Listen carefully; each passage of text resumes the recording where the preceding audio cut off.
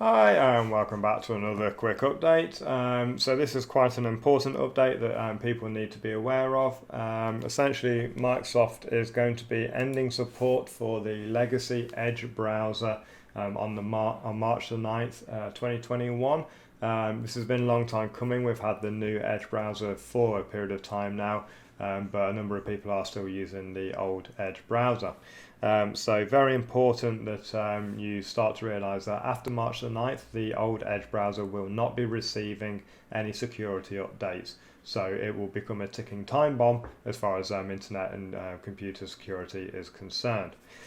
So please, if you are managing users in the workplace, have a look at your software assets that you have. If you're not tracking them across your devices, you should be.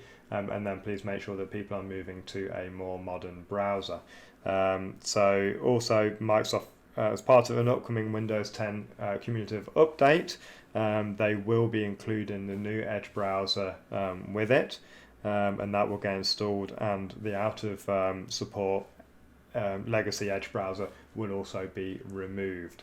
So again, if your users are using the old browser, if they've got favorites set up and collections and things like that in the old browser, well, collections in the old browser, I'm not sure, but they're going to have to transition them over. So best to get ahead of time, get people to install that browser and make sure that the transition is as easy as possible. So timing on this, I've already said, so end of support for the Edge browser is going to be around March the 9th, it's going to be on March the 9th, 2021, and basically to move forward you need to use a supported browser, so either move to the new Edge browser. So also to avoid disruption to your kiosk scenarios, move this up. So if you want to avoid disruption to your kiosk scenarios, then additionally set up kiosk mode in the new Microsoft Edge as well.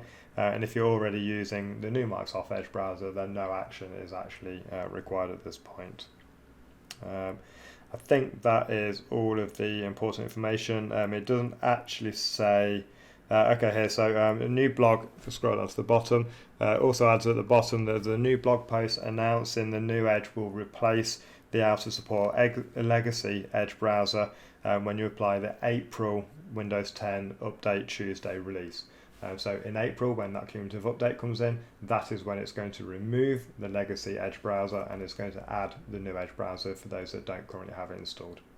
Okay, hope that's useful for you and some information there to communicate out to your users so they know what's going on, and I look forward to seeing you in the next update. Thank you very much and goodbye.